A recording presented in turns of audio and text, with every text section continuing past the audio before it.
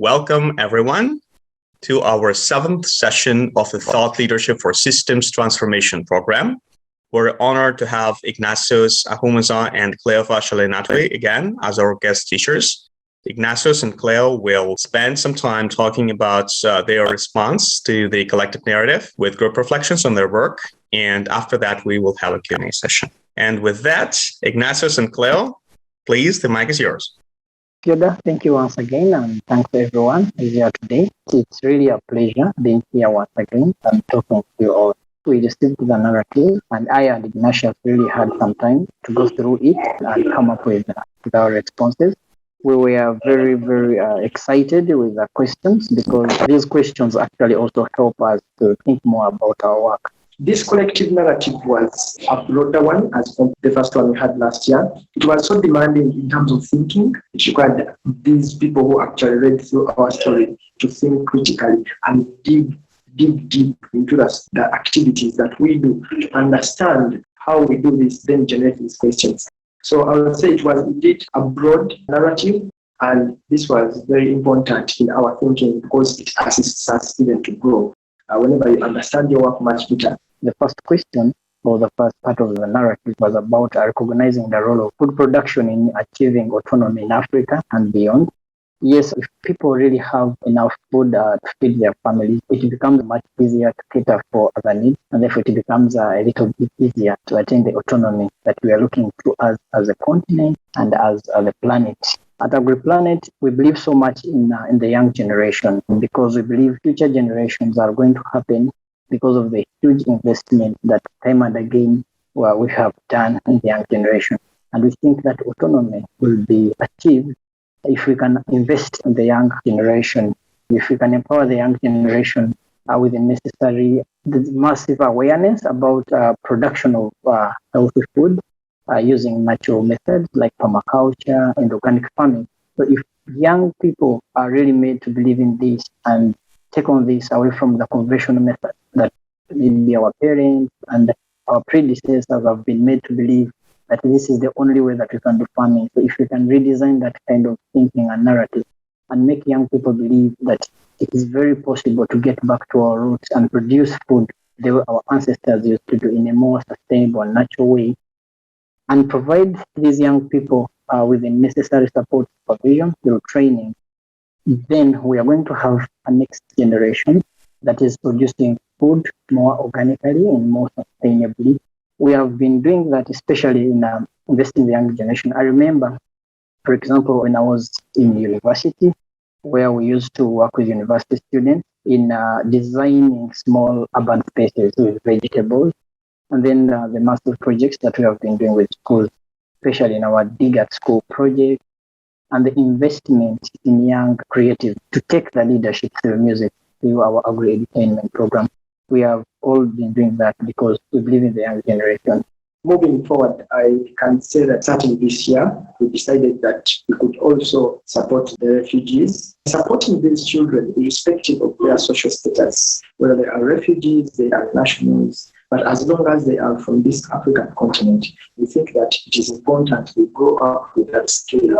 In the future, when they start practicing agriculture, so we are adding these best people as part of the groups that we are supporting because we are from us the same continent. And when you are in Uganda here, it is important that by the time you go back into your country, you have attained a skill that will assist you when you're back home to not only improve your livelihood, but also to cater for your nutritional needs. The second issue was around the importance of guidance as we face the risk of civilization collapse. So most importantly, the people who looked at the insights that are needed when the systems are holding us back to address essential issues. And I would say that in situations where action is needed in any country or any community, there are always institutions that assume authority, or there are always institutions who have the authority to solve those challenges. And when that institution has not solved the challenge, it is the community that faces the repercussions. I'll give you an example of Uganda, for instance.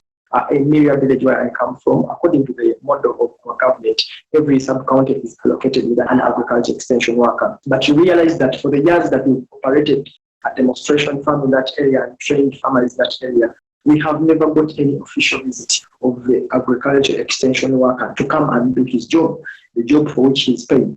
So in a situation whereby the government institution that was established to support the farmers not taken up its role and responsibility to support the farmers, then there is need to take action. That is why me and Cleo stood up and said, no, I think this is wrong. There's something that needs to be done. We assumed that position. So the very first thing comes with identifying purpose for which you want to exist. And we saw that it is important we fit into that gap to address the challenge that the government officials have failed to address. Probably maybe they are in positions of like, I don't know, the main issue. So it requires you to first understand purpose and then combine this with your passion. Because if you love something, if you love the soil, if you love the farmers, if you love the children, then you will definitely go into farming, you will definitely go into training those farmers. I will take it back in time when I had just finished my high school. That was back in 2015. When we came back to the vacations, it was important to understand what the future held for us. And as an individual, I knew that my future was into the agriculture sector. But it was quite disturbing because as a student, remembering my time as a student in school, there were no support structures that actually assisted me to attain my dream of becoming a successful agriculture practitioner. And because of that demand, that urge to see that things have to change, we started with schools. We went back to our former schools, organized the students in those schools, and trained them on how to farm. Because we knew that if we train them today, by the time they reach our age and they're in our position that we hold today, they will be actually better suited to practice agriculture. So basically, I think the most important insight is having purpose for life, then combining that with your passion, and then acting. Action should be the main point of this entire process if we are to see things change, especially in these communities where we thrive. There was another important question that came up in the narrative, and that was about how do we get to our communities? How do we share our knowledge? How do we create systems that help people work together? I would say basically with us just been around creating pooling factors. We usually refer to them as social magnets. I would give an example time back around 2014 when I was at university and we started working with university students. It was really difficult for these young people at that vulnerable age at university. And despite the fact that people were doing agricultural courses, most of them actually even didn't want to touch the soil. So it was very tricky and very difficult to convince them that it was really possible to move on to communities and promote agriculture, just as their profession was pushing them for. What we did was to create the pooling factors. So to create that kind of magnet that would pull these young people to believe in that cause. And we started by creating small demonstrations within the university. It was basically on these demonstrations that would invite these university students, and wherever they could see how beautiful whatever we had set up, especially vegetables, how they were performing, most of them were actually ready to come and join, and then they would be ready to move on for outreaches. Even with the schools, the primary and secondary schools, the first time we reached out to these schools and told them we wanted to start agricultural ventures within their schools, probably to inspire communities around them to change the way they practice agriculture. Most of these schools couldn't believe us because they could see they had small spaces, and it was quite hard to convince people that a school would become a center of influence within a community where people would come and learn agriculture, because schools were so much looked to as to places where people go, receive classroom lectures, and then they pass, receive report cards, and then go to the next class, go to university, graduate, and look for a job. So it was tricky pushing for this in the schools. So when we get there, we had to use the same approach that we are using in universities before we go to these schools. So we had to establish these small clubs within the schools and work with the school students, build this with the students to come up with the school food forest and those different agriculture projects. So once administrators saw this working, when teachers saw this greening the school, providing school with enough food, it created the kind of belief, and most of the schools with the teachers actually opened up for the community. So it became much easier for us to mobilize communities and invite them to come to these schools, because this was the value that school was now adding to the immediate community. I would also look to the other pooling factor. For example, when we were in the COVID, that was in 2020, 2021, they were not supposed to get to the communities according to the different regulations that our governments were setting up. So it was tricky then because we had really to think so hard and imagine how we could keep relevant, how were we going to keep communities learning from what to do, attracted to what we are really pushing in for. So that's when we looked at music, because here in Uganda, people, they like music, they like drama, they like the cultural dances. So we were thinking, how do we blend that two? How do you use music as a pulling factor? How do you use it as a magnet, to bring people to learn agricultural practices? So that's when we came up with the Agri Entertainment and looked at the young people that were within our community. And most community members regarded to them as wasted characters. Yeah, because when young people decide to follow the music, the creative, people look at them as wasted people who have nothing to do within their community. So we had to get these young people and try to redirect their purpose to now think that they could use music to inspire or to develop the agricultural industry. And about 90% of the people that stay within our rural communities, at least they can access a radio. So people are within their gardens always digging, and they have a small radio cassette that they are hanging on a small tree. So they listen to the radio programs as they do the farming. So a radio was a channel that we could use to reach these people. However, these people love music. So we really needed to use music because it could touch their inner soul, to make them understand the kind of training and the kind of inspiration that we had to provide, because they had to keep producing in that very, very hard situation. So with us, it has been so much about creating those pulling factors. Even in the refugee camp where we are currently working in, you realize we went to this community. People came from neighboring countries, because most of the people that we work with there, they have come from DRC, that is Congo. These are people who have been in war since they got independent. Then we have Rwanda. These are refugees that came here during the Rwandan genocide, and they've been in Uganda for the rest of their life. They don't know home. So these people had a very complicated background, and they are used to handouts because they receive a lot of support from UNHCR and other development organizations.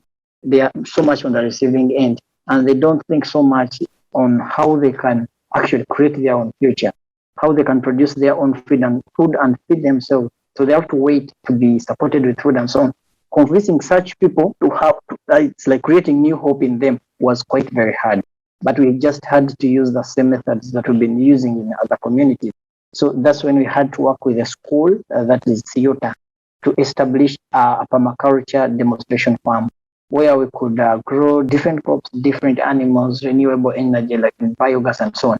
So when we established this, because it's something that we're establishing now, it has actually become a magnet. So you find very many refugees coming here. We spend a lot of time with them at the farm. We've actually created some small demo plots for them. So they see what we've grown in our main gardens, and they do it on their own. And when we get into their homes, they have started practicing on their small plots that was provided to them by the government of Uganda. So getting the communities learning from us has been so much in creating those kinds of pulling factors, which we usually refer to as like social magnets, something that pulls them towards something they love and touch it. Yeah, the story of the refugees and how we are engaging them is not any different from the communities. And that actually drives me to the next concern within the narrative, which was about which ways do we explore and to build trust and momentum within the communities that we serve. And this goes back to the main issue that Cleo has been talking about. In order to keep up the momentum, to set the ball rolling within a community, we always take the first position of becoming role models.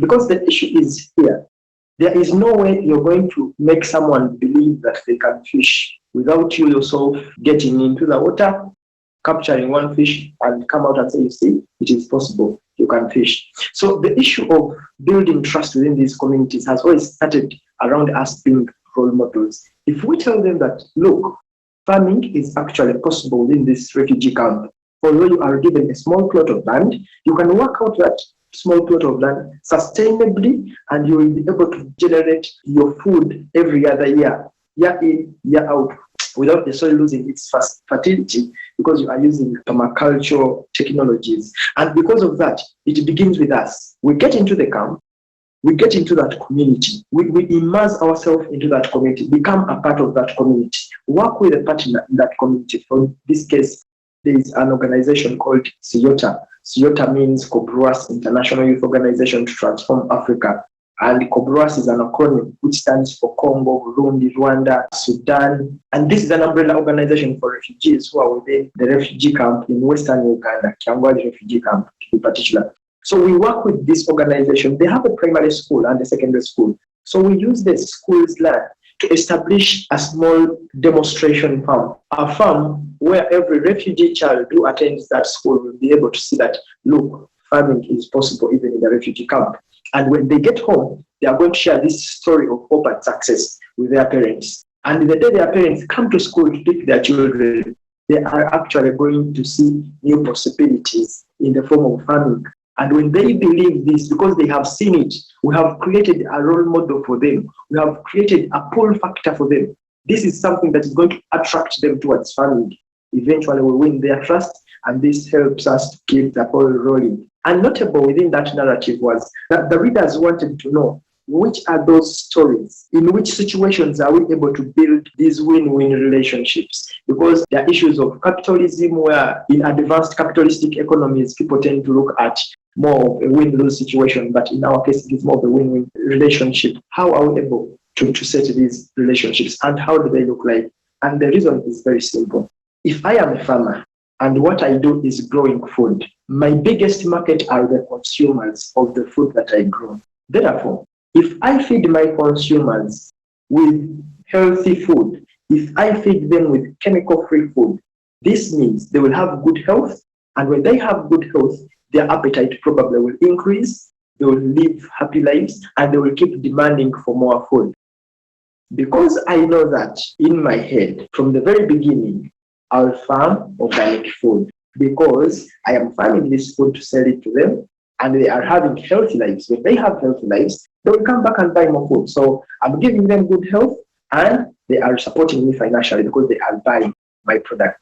So the only way we establish this win-win relationship has been rotating around social entrepreneurship models. I'll give you an example. When we went to the refugee camp actually in Kyangwali and the entire host community did not have any poultry feed supply. The poultry feed that they used in that region was being fed from Hoima, where Cleofash is. Cleofash will tell you that it took him 3 hours to travel from the refugee camp up to Hoima. And because of that, you can imagine how the poultry farmers were frustrated in this region. As a result, out of the entire sub-county, which has more than close to 25 or so, very many villages, did not have more than 10 poultry farmers. The reason was simple. Coming from Kyangwali, within the refugee camp and the host communities, up to Hoima town could take you 3 hours, and that costed you 25,000 Ugandan shillings going and more 25,000 coming back. This was a huge cost for someone who is just a peasant farmer. Resultantly, people decided not to farm chickens. And this was a huge challenge to them. So when we got into that community, we were at their rescue. We established a poultry feed store, a store that offers high quality poultry feed that is organic and that enables these farmers to attain financial sustainability through rearing their poultry.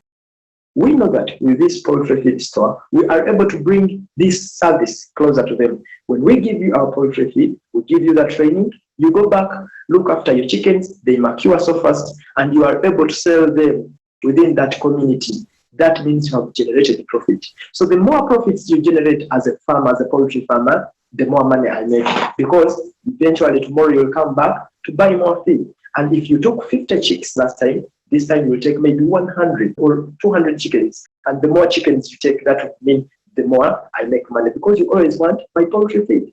And after understanding that, I then know, I have to offer these people training. So you buy my poultry feed, I give you free training, I give you technical support. I help your business grow, because the growth of your business is the growth of my business. So we tend to make these win-win situations based on social entrepreneurship models. And this has been so unique, and it has been a learning lesson within our lives. The readers also wanted to know, which are these stories that keep us moving, because we work with humans. And quite often the motivations or the things that put us low always come from within people.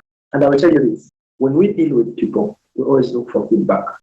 When you work with a farmer, from the very first day, they become your client. From the very first day, they become your beneficiary. We try to study their story from the beginning. At what level did I find so and so? And we always do this on a continuous basis. Whenever we see this success of theirs, that is always our happiness, because we know when they succeed, we have succeeded. I will give you a clear example. Back when we were in our early days, I remember there was a young boy called Clive, was Wisdom Primary School. This is one of the schools that we worked with, and the work at that school attracted a lot of national attention in 2015. So the time we met Clive had grown up in, I don't know whether this is so common within other contexts, but people who have money in cities tend to build their houses and then enclose the entire house in a perimeter wall, in a perimeter fence, and their children grow up inside there. So when we met Clive at Wisdom Primary School, the only thing he knew was a carrot on the plate. He did not know how the carrot grows from day one up to his plate.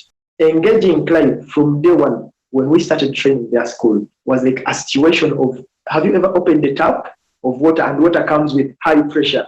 That kind of situation. It was like opening up new doors for this boy. And before we realized, the whole of their home, I think it was in about 3 study terms, the whole of the fence at their home was covered with vegetables. This is the kind of stories that keep us moving. Secondly, are the people that study our work, the people that we've moved with this journey. I'll give an example of Fiona particularly. Whenever we hear stories, whenever we talk to people that have seen our work from the beginning, small as we were, up to where we are, the kind of feedback they give us, the kind of encouragement they give us, the kind of praise that they give for the initiative that we have decided to take in our life keeps us moving.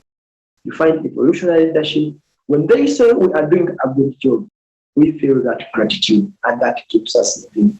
The same applies to other partners, like the Ancestral Prize. They realize we are doing our, they come on board, they support us, they keep us within reach, they keep giving us that guidance. And whenever we see that the world is actually willing to join hands with us in supporting our own community, that keeps us motivated, and that is one of the main reasons as to why we keep moving forward. I want also to give a more particular example of a man called Rogers. When we went in this region, the refugee settlement, I met Rogers. Rogers was into piggery, and Rogers had only one pig. And this pig had had various rounds of actually giving him piglets, and his piglets were always dying. Why? He did not have the technical knowledge. He had no supply of the animal feed, and he was actually looking at this pig as just peasantry. When we got into this region and opened up poultry and animal feed store, I met Rogers. Rogers came at this place to make an inquiry. As we told you that we always establish these pull factors. So this pulled him. When he came, Rogers asked me, how can my one pig become 100 pigs? I told him it is a process. It is a process of making sure the one pig you have is healthy. It is a process of making sure its piglets are able to live, we make them grow, and eventually we'll be able to turn the one pig into 100 pigs. As I talk today, Rogers has 8 pigs. What happened is his pig was able to give him 7 piglets. When it gave him 7 piglets, none of them died because we are moving with him in a journey. He buys our animal feed, we give him the technical support that he requires, and we give him good quality animal feed. So the leaders were also wanted to know the potential barriers that we see or that we anticipate within our community and officials, and these are more systemic, and one of them is corruption.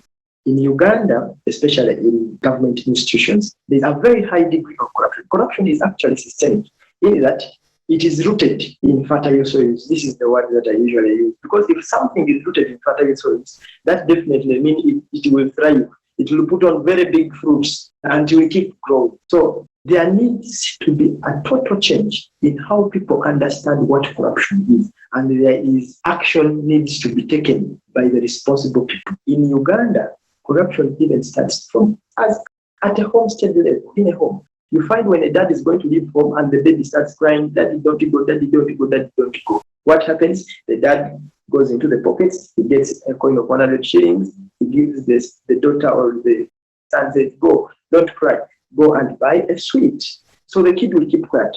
And this is a culture of corruption. You are corrupting the kid. This kind of situation, this kind of thinking has started at that level and has grown up to the government level. And it is even worse within government institutions. I told you, the agriculture extension worker will only come to your farm if he knows that the government is going to send a specific package of support to farmers like you within the region. And the reason as to why he comes to you is he wants to strike a deal with you that, look, government is going to spend 100 million to support youth organizations in various areas. And I want to assure you that of the 100 million, I'm going to channel 20 million into your organization. But I want us to have a deal. If I channel the 20 million into your organization, I will take 15 million, you take 5 million.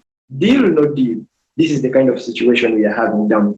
And the moment the money comes, he will do exactly that. If you refuse, he will find another partner. And that is the kind of situation that is moving, that is happening. So corruption is a very huge barrier and is affecting growth of our work. The second thing is about the structures that government has put in place to support people who are doing the work like ours are not strong and are not distinct.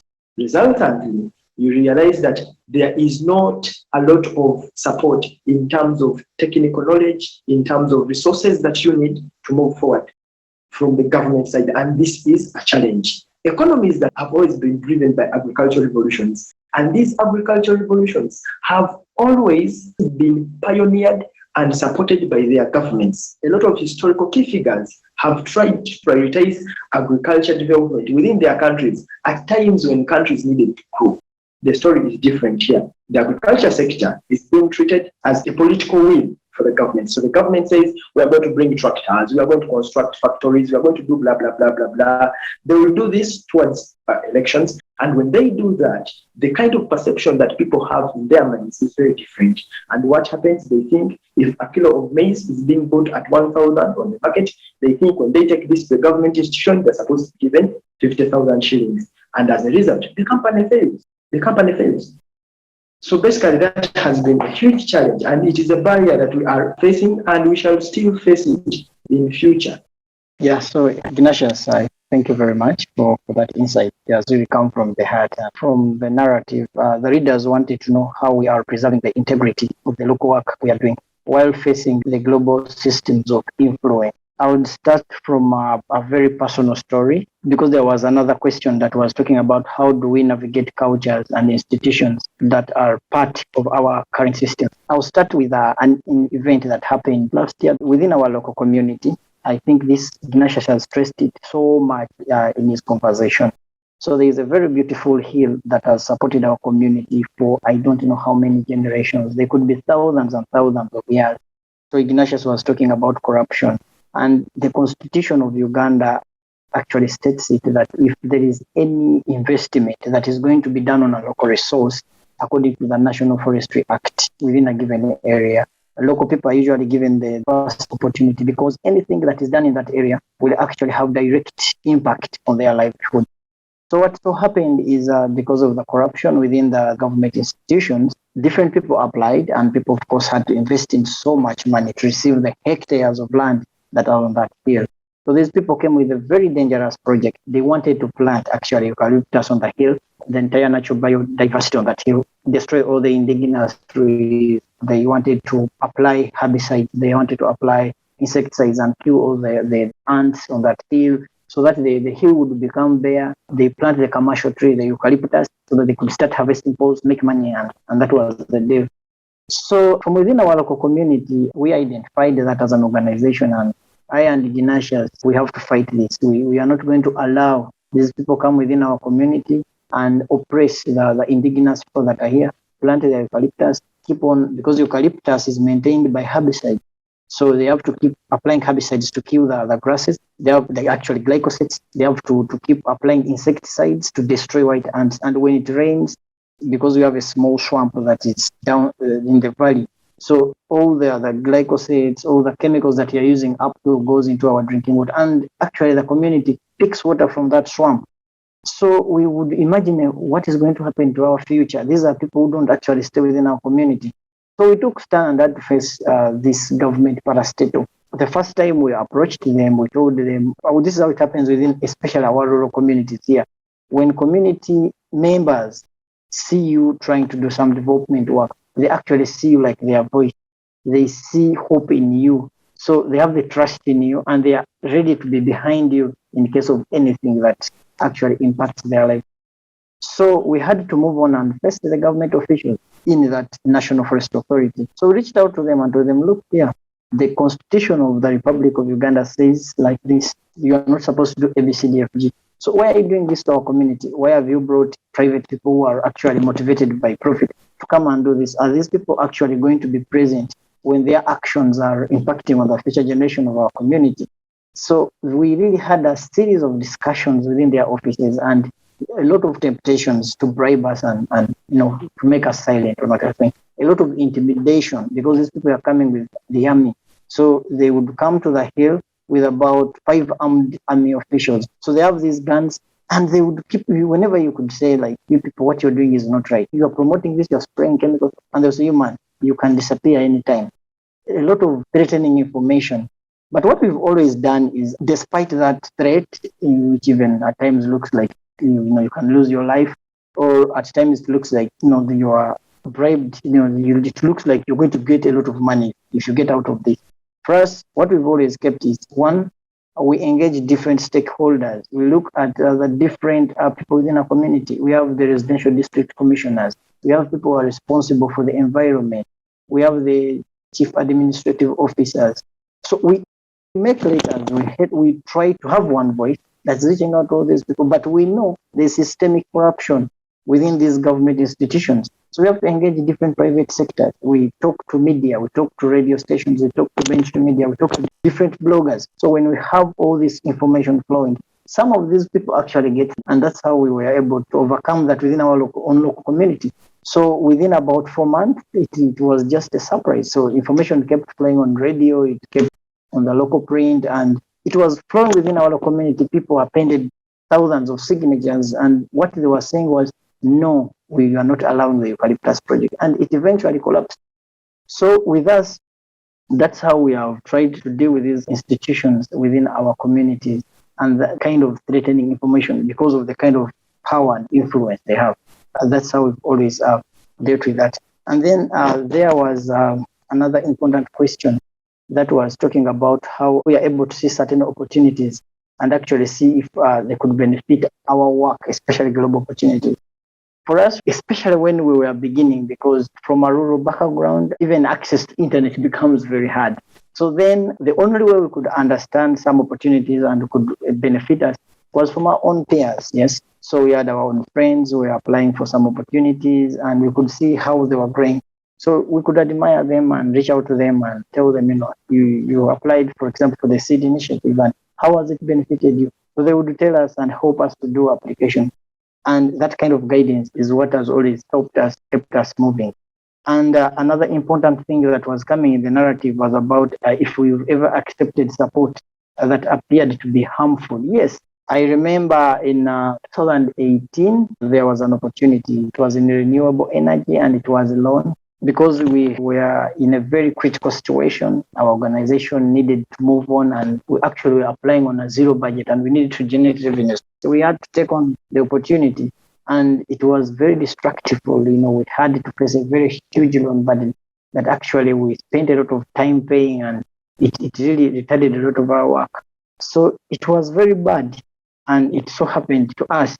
And currently the kind of inner campus that we use is that kind of experience. So we've actually received similar opportunities currently, and we've rejected them. So like from the local commercial bank, they have brought very many opportunities that are really looking like very attractive to us. And we rejected them because similar opportunities have come in the past, and we've really faced it so hard. We had a lot of challenges and setbacks by accepting such opportunities. The only thing that we have to dwell on is that kind of experience. When we actually faced the same situations, what we went through has always guided us to be able to identify similar circumstances when they appear in the future and how we can actually deal with them. I think the readers in the narrative, they wanted to know the kind of advice that we could give to place-based system transformers. So to avoid falling into similar pitfalls like we faced before. I think I and Ignatius, one thing that we've learned, because we've actually made mistakes, very many mistakes in the past, and I think it has actually been very helpful for our growth to where we are today. Actually, if we didn't make some of those mistakes, I don't think whether we could have reached where we are, because we had plenty of lessons learned from them. So I think we have learned how to follow pilot, how to start some. If we really have a project, like currently we are designing a project that is supposed to empower farmers to grow golden berries for healthy benefits. These are things you grow without chemicals and so on, and they demand for a huge global market. So the greatest thing actually that is guiding us with our current project, and the same thing that has guided us with our project in the refugee camp, is we have learned to follow pilots. When we want to impact, for example, 1,000 people, we have learned to begin with one person, draw lessons from that one person or 5 people, and then keep on scaling and scaling and scaling. I think that's the greatest advice I would give to any system-based entrepreneur anywhere on the globe in their work. Especially when we are starting, we usually feel like we are going to conquer the world within 1 year or 2 weeks, because we have that burning desire within us. We want to see things happening. We want to see that change happening overnight. Yeah. So, but as you keep doing what you do and time keeps rolling, then you learn to respect time. You learn to respect small beginnings. Actually, you learn how to begin small. So the final concern within the narrative was focusing so much on the bigger picture and the establishment of a global thought leadership. So the readers wanted to know, in the past decade, what is that thing that we have seen, and this is so important to us. I would say over the last 10 years, or even more, I don't know whether this is only in Uganda, but the young generation is less concerned about the environment. They are less concerned about what affects nature, and as a result, they are reckless in the way they do their things. They are reckless in the way they consume. They are reckless in the way they dispose of their waste. These are things that they don't take with caution. And now, within these last 10 years, we are seeing that this is growing. This is growing. A child grows up knowing that if you want to farm, you have to spray. Spray. And that is how you're able to get a tomato. And this has really forced us to work as hard as possible. This is a very huge lesson that we are learning from the past 10 years. And it's something that is actually pushing us to even work more and more. We want to show them that it is important to think about nature. Because if our grandfathers had not taken issues of nature as serious, today we would not be here. If our grandfathers had been reckless consumers, today the world would consume us actually. COVID-19 should have been a trigger for people to start thinking that, look, I think the world is communicating something. The earth is communicating something. We need to wake up. We need to change the way we consume. We need to change the way we grow food. We need to farm sustainably. So this is something that we are seeing from the last decade. And moving forward, we want that to change. That is why we will not stop working. The readers also wanted to know how our work has improved since the last thought leadership or systems transformation narrative. Ever since we received the narrative last time and had that discussion, we got on and started thinking about some things. And one of the things we looked into was organizing farmers into associations. We are organizing the farmers in that region into associations that are based on their enterprises. The hope is that if we successfully organize them into associations that are based on their enterprises, then we are able to form a cooperative of these people. If we have poultry farmers like 500, 1,000, 2,000 poultry farmers within an umbrella association, we have 1,000 banana farmers in the umbrella association, we have 1,000 vegetable farmers within the umbrella association, each of them within their respective dockets. We can be able to bring them together and form a cooperative. This cooperative will then assist them to be able to outsource for markets, to outsource for financing. We can be able to tap into the different knowledge and information that we require if we are all together. So this is something that came out so much in the first narrative and has shaped our growth so much moving forward that we have taken steps. We are currently establishing 4 associations because we tried this in Masindi with the Poultry Farmers Association and we saw that it can work out. So this is something that we took on after the first narrative. So the readers also wanted to understand if we have any special plans to keep sharing our work online and maybe probably invite people to come and learn from our work. And I was talking with Cleo, and we are really open about this. We love it when people actually put an eye onto what they have been hearing and what they have been seeing on videos and photos. It is important to build that kind of attachment onto the work we do. And we are looking into posting for social media engagement, especially for our Agri Planet pages, because this is the main communication channel of how the entire world understands our work. So we are looking into adding more emphasis on feeding the world with information about our work through our social media handles. So now this is what fascinated me so much. What is it going to take us to do what we want to see in our country or continent? I will say it. We have taken stage when no one would take stage, as Cleofash was saying about the National Forestry Authority's actions. We have stood up when no any other person in the community would stand up, because maybe they are intimidated or they are fearing, or maybe they don't think they can do it. It does not come at a cheap price. It comes at an expensive price. If it requires us to get into the government to be able to influence some things in our communities, if it requires that, we will do it when that time comes. If it will take us going up to the African Union, entering into the African Union and influencing from within so that we can be able to transform the continent, we shall do it. If it requires us to move into the UN and influence from within so that we can see the community, our community change, we will do it, because we know it does not come at a cheap price. If our endeavors keep on to be downplayed and it requires us to move into government, I will say it again, we will do it. If it requires me to become the Minister of Agriculture or the Minister of Education at one time, in order to see that these ideologies are actually involved into the structure of the country, I will fight to achieve it, and when I achieve it, I will influence in the most appropriate way. This is how big and how important this will be when that time comes. And finally, the readers wanted to know how they want to see global institutions change moving forward. And I think it is very simple. If every institution in this world will have a sustainability plan, a plan of how it can keep doing what it does in a more sustainable way. It is a media company. How can they keep doing their business in a sustainable way, in a way that is going to enable the future generation? This is something that these institutions should take up. And it begins with us as examples. The way we do our things, the way we farm, we try as much as we can. The way we train the people we train, we try as much as we can to see that we achieve limited carbon emissions. Thank you very much. Thank you, Ignatius and Cleo. It's time for Q&A. I'm curious, you talked about your chicken operation. I'm wondering, how do you produce your chicken feed and your baby chicks? From one operation, you could kind of see how enmeshed it is, to the existing agricultural infrastructure. I don't know what the larger agricultural infrastructure in Uganda is. For example, how the commercial hatchery work, because there is a whole set of issue with commercial hatchery.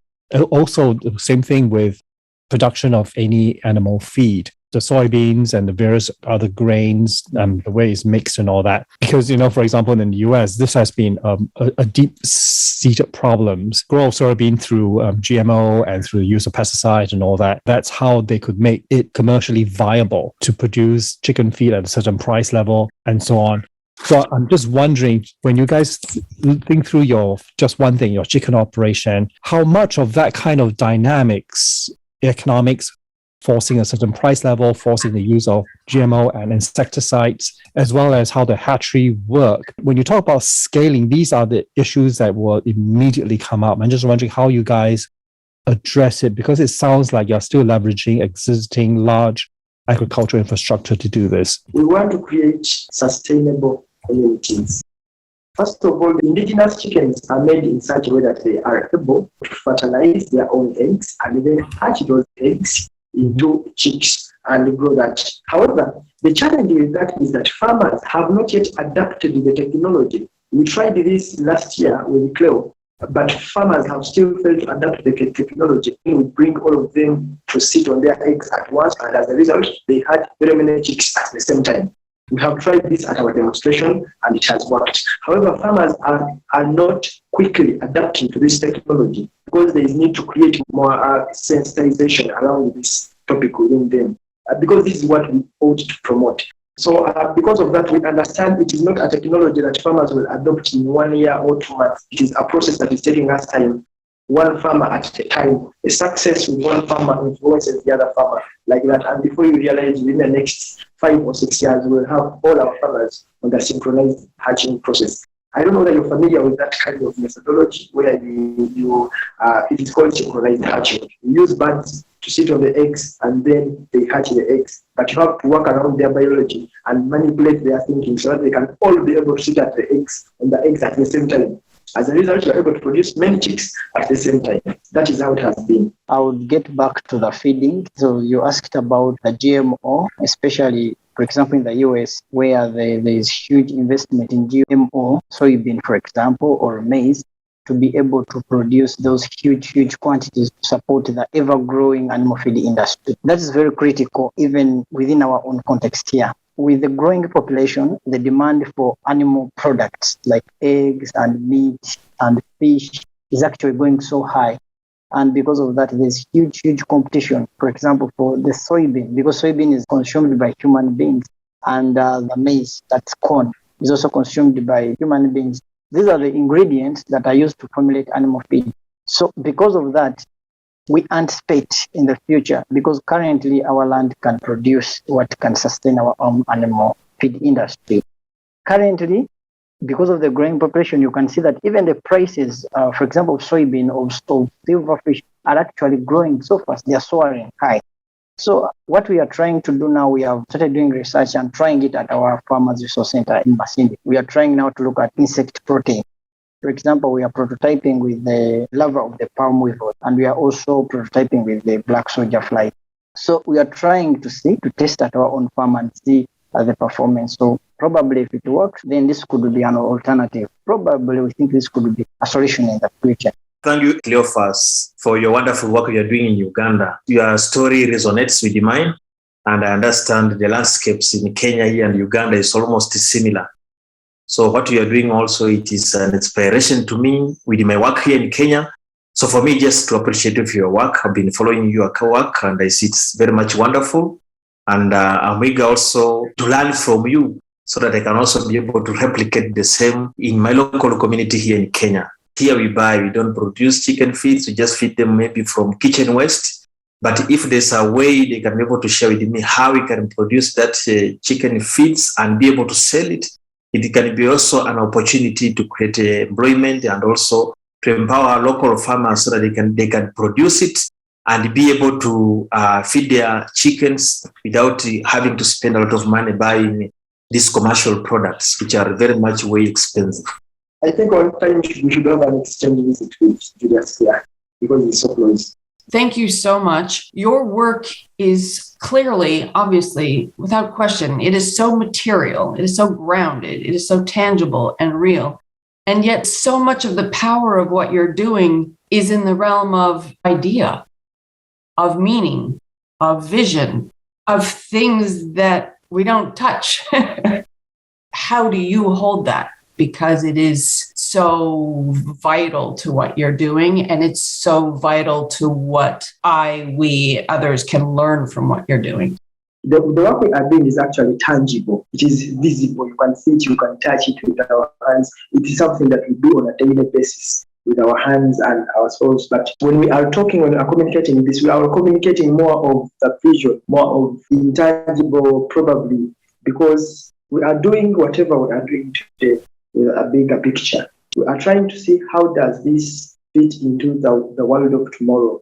And I'm able to do this today, tomorrow it may not be me. How do I keep that thing alive even after I am gone? That is why whenever we do what we do, we always speak with it. We always speak for it when we are not where it is. Because we know it is important. If we are to carry this forward, we need as many people as possible to believe in this work. When they believe in the ideology and they buy it, then they will also put their hands in the work, just as we've done. At times, what happens is when you are doing whatever you are doing, you feel like you are actually doing less than what you want to achieve. Right? So there is that kind of pressure saying, but really, I see this is small. We should be bigger than this. You see? So there is always that kind of situation. And quite at times, Cleo will tell you this has happened to him also. There are times when I'm walking and I'm imagining I am addressing maybe the African Union or the UN, and I eventually start giving my speech. I start giving my speech while I'm moving in the road. And if someone meets me, they will think maybe I'm mad. Why?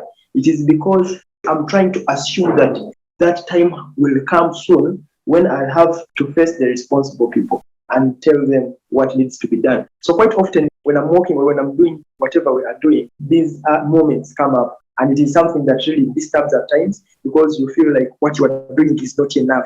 You want to be there. You want to impact the entire continent. You are still as small as just 2 communities. You are still as small as 100 farmers. And that kind of urge is what keeps us moving. And we want to keep speaking this and thinking at that level so that we never become complacent at any time. Actually, what we are doing today is what we were communicating in 2015. And what we are communicating today possibly is what we shall be doing maybe in 2030. Beautiful. Thank you so much, Ignatius and Cleo. It's time for closing remarks. What do you want to leave us with? I would use the African context. I would say currently, the current Africa we have now was determined by our predecessors, straight away from the colonial time through that time up to now. So I would say now it is our generation. It is our time now. So it is time to be involved in designing the future. So for any change maker out there in the world, I think it is our time now.